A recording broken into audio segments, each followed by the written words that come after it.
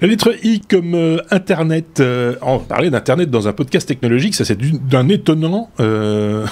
Quoique, non, c'est pas si étonnant que ça. Des millions d'appareils risquent d'être privés d'Internet dans un avenir plus ou moins proche. David, explique-nous ça.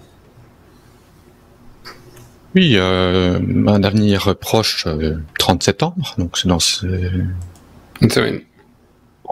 dans 6 ou 7 jours. Tout dépend si vous êtes chez vous ou chez moi. On est vendredi ici. Donc voilà, en fait c'est un certificat de sécurité, le certificat root de Let's Encrypt, qui est un service de domaine gratuit et qui est utilisé par des millions d'appareils qui arrivent à expiration. Ce qui va faire que, bon, ça ne va peut-être pas couper entièrement Internet au sens premier de la news, mais par contre, on risque d'avoir un petit cadenas cassé, des alertes de sécurité disant que le site est potentiellement malicieux, que le certificat est faux, plus reconnu ou quelque chose comme ça. Et donc, c'est de nombreux appareils antérieurs à 2017 et d'après certains experts, on parle que un tiers des appareils Android actuellement sur le marché pourraient être touchés. Pour ne parler que d'eux.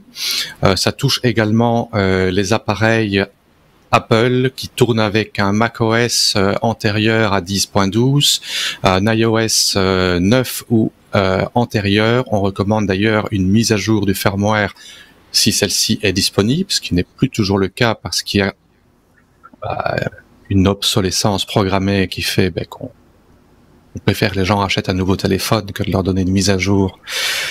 Voilà, un autre débat qu'on a déjà fait de nombreuses fois. Les PlayStation 4 sont également touchés pour les firmware antérieurs à 5.0. Les PC avec Windows XP, Service Pack 2 ou antérieur, bon, ça date déjà un petit peu. Mais, ouais. Moi, je connais des commerces ici aux alentours qui tournent toujours avec des PC avec Windows XP dessus. On recommande pour les gens qui se feraient priver d'Internet, façon de parler, d'utiliser Firefox parce que Firefox, lui, ne se base pas sur le certificat du système d'exploitation, sur les certificats root du système d'exploitation, mais a sa propre liste à lui.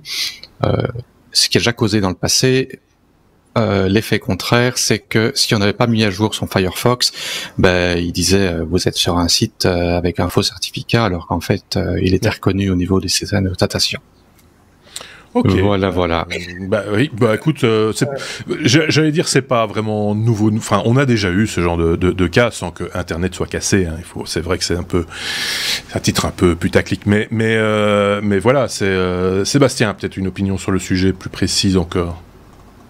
Ouais, on l'a déjà eu, mais ça commence à devenir un peu compliqué pour certains OS où tous les root certificates qui sont installés de base commencent à expirer et comme ils sont plus maintenus par les firmes, on pense à un vieux Windows XP, on en voit encore, hein.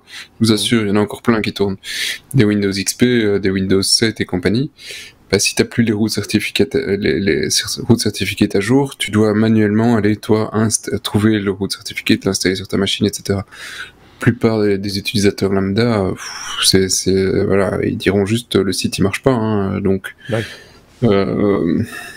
c'est des choses qui vont arriver de plus en plus souvent. Donc ça, effectivement, c'est un truc problématique. Et la réponse de Firefox n'était pas si mauvaise, hein, fondamentalement. Voilà, il n'y a pas de raison de se baser sur ce point-là, uniquement sur ce qui est dans le système d'exploitation. Si le logiciel peut en faire... ça peut être considéré, ça a une forme d'obsolescence quelque part, aussi, un ancien certificat sur d'anciennes machines avec d'anciens OS. On pourrait le voir comme ça aussi, non ? Tu sais toujours le faire fonctionner, c'est juste que Monsieur Tout-le-Monde aura de plus en plus de mal. Ouais, c'est ça. Donc si vous voulez en savoir plus sur la cryptographie, justement à ce propos, on avait fait des hors-séries cet été avec l'autre Sébastien, 4 hors-séries sur le sujet. Si le sujet vous intéresse, n'hésitez pas à aller jeter un petit coup d'œil, c'est sur notre chaîne YouTube. Ok, bon Internet est toujours là, c'est pas cassé, on regardera le 30 ce qui va se passer. Si vous avez chez vous, si vous voyez des choses bizarres se produire après le 30 septembre, faites-le nous savoir et on en reparlera à ce moment-là, pourquoi pas.